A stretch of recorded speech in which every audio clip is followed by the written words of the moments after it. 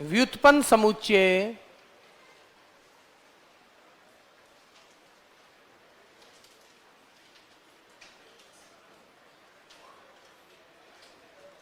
यानी derived set.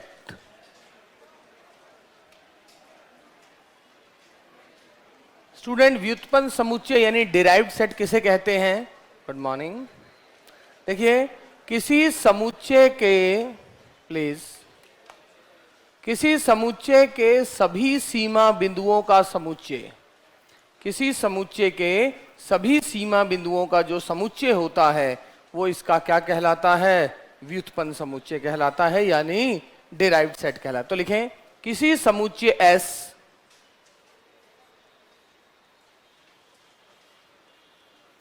किसी समुच्चय S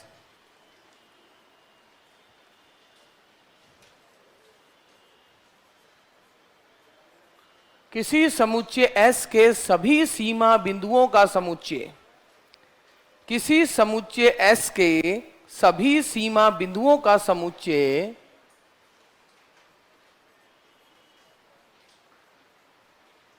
किसी समुच्चय S के सभी सीमा बिंदुओं का समुच्चय S का व्युत्पन्न समुच्चय कहलाता है।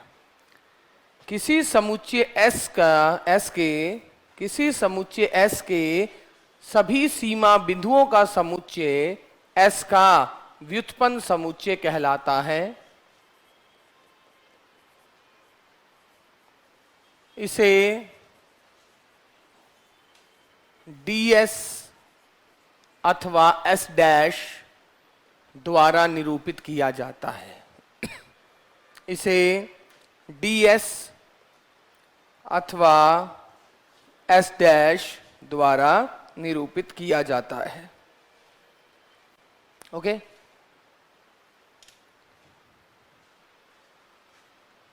समुच्चय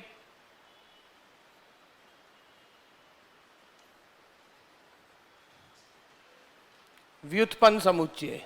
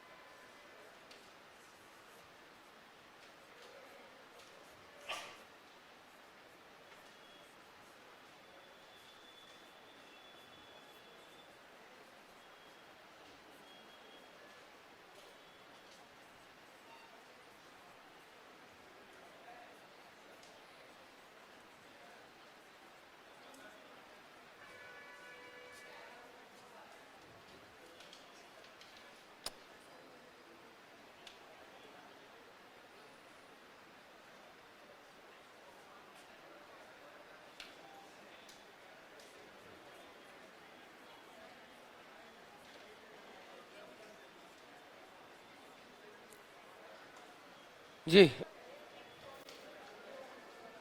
हाँ जी, फाई का क्या है व्युत्पन्न समुच्चय?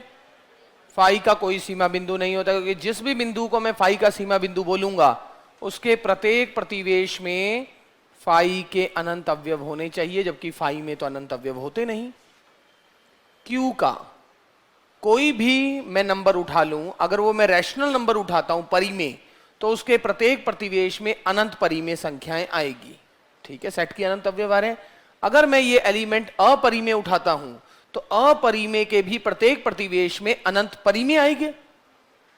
अगर मैं √2 भी उठाता हूं, क्या √2 इसका सीमा बिंदु है क्यू का? यस सर, √2 इसका सीमा बिंदु है, क्योंकि √2 के प्रत्येक प्रतिवेश में अनंत परिमेय संख्याएं मिलेगी। तो हर रैशनल और हर इररेशनल दोनों के दोनों इसके क्या हो गए? सीमा बिंदु हो गए। तो इसका सीमा बिंदुओं का समुच्चय होल आर है। आर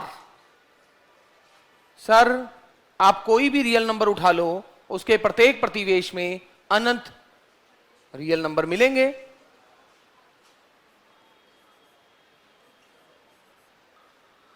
आपने कोई रैशनल नंबर उठाया, उस रैशनल नंबर के प्रत्येक प्रतिवेश में, आपने कोई भी रैशनल नंबर उठाया, उस रैशनल नंबर के प्रत्येक प्रतिवेश में आपको अनंत इर्रेशनल नंबर मिल जाएंगे। इस सेट के अनंत बिंदु मिल गए, इसका मतलब ये जो ए है, ये ए अगर मैं कोई भी रियल नंबर उठाता, जैसा मर्जी रियल नंबर, इसके प्रत्येक प्रतिवेश में अनंत इर्रेशनल नंबर मिलते कि नहीं? तो हर रियल नंबर इसका क्या हो गया? सीमा बिंदु हो गया एन। आप कोई भी रियल नंबर उठाओ और उसका प्रतिवेश अगर आप हाफ रेडियस से कम का ले लो, तो इसके प्रतिवेश में एक से ज्यादा नेचुरल नंबर मिलेगा ही नहीं। तो इसका मतलब n का कोई भी, या आप कोई भी नंबर ले लो, अगर नेचुरल नंबर लेते हो, इसके इस प्रतिवेश में 2 के अलावा कोई और नेचुरल नंबर आ ही नहीं रहा, जबकि आने चाहिए अनंत। तो इसका मतलब इसका कोई भी सीमा बिंदु नहीं है। इसका सीमा बिंदु a और b के बीच का हर बिंदु ही इसका सीमा बिंदु है। a और b के बीच में मान लो ये 1 और 2 होता, इसके बीच का आपने कोई भी नंबर लो, 1 से जो इसका डिस्टेंस है उससे कम रेडियस का अगर आप इंटरवल लेते हो, तो इस इंटरवल का हर पॉइंट ही इस सेट का पॉइंट है। तो इस बिंदु को कंटेन करने वाला आपको एक ऐसा इंटरवल मिल गया जिसमें इस सेट के अनंत बिंदु हैं। इसका मतलब इसके अंदर का हर बिंदु ही इसका सीमा बिंदु हो गया। अब बाउंड्री की बात करें, क्या 1 इसका सीमा बिंदु है? तो 1 का छोटे से छोटा प्रतिवेश लें, उसमें 1 के राइट साइड के पॉइंट मिलेंगे, और राइट साइड के पॉइंट जो है वो इस इंटरवल में आ रहे हैं। तो 1 के प्रत्येक प्रतिवेश में आपको सेट के अनंत बिंदु मिल रहे हैं कि नहीं? अरे 1 के राइट साइड में जितने भी बिंदु हैं वो सारे के सारे सेट के बिंदु हैं, और 1 के राइट साइड में इस अंतराल में कितने बिंदु आएंगे? अनंत बिंदु आएंगे। अगर मैं 1 को, स्टूडेंट्स, अगर मैं 1 को इसका प्रतिवेश क्लेम कर रहा हूं, तो 1 के प्रत्येक प्रतिवेश में, इसके प्रत्येक प्रतिवेश में, यानी इस प्रतिवेश में इस इंटरवल के अनंत बिंदु आने चाहिए, और जो कि आ रहे हैं। आप देखिए 1 से 1 प्लस, ये रहा 1, ये रहा 1 माइनस एप्सिलन, और ये रहा 1 प्लस एप्सिलन। तो 1 से लेकर 1 प्लस एप्सिलन के बीच में जितने भी बिंदु हैं वो इस सेट के ही बिंदु हैं। तो 1 को रखने वाले इस अंतराल में इस सेट के क्योंकि अनंत बिंदु आ रहे हैं, तो 1 इसका क्या हो गया? सीमा बिंदु हो गया। तो 1 और 2 दोनों इसके सीमा बिंदु हैं, तो ये क्या आ गया?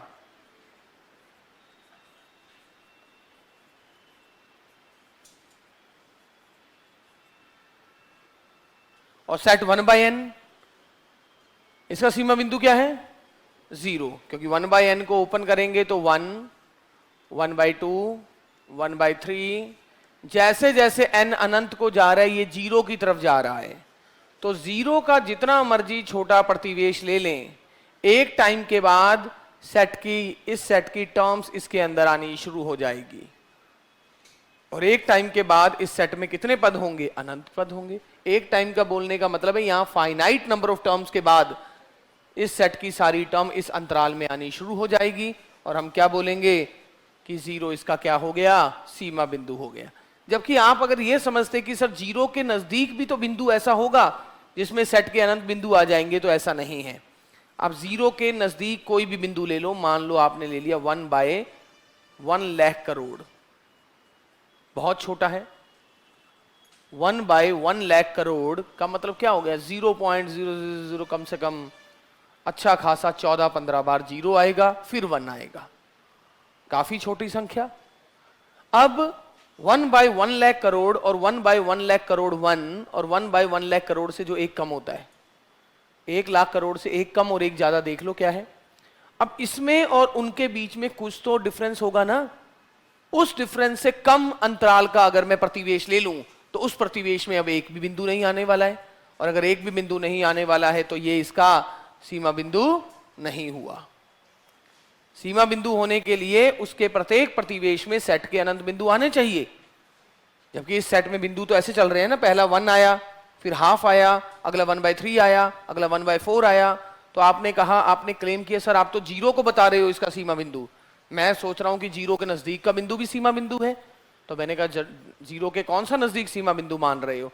आपने कहा सर 1/1 लाख करोड़, जो कि 0 के इतना नजदीक है, 0.0000 14 बार 0 और 1, बहुत ठीक ठाक नजदीक हो गया।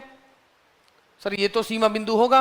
तो मैंने कहा 1 लाख करोड़ और 1 लाख करोड़ 1 और 1 लाख करोड़ से एक कम, तीनों नंबर उठाए और 1 अपॉन में कर दिया।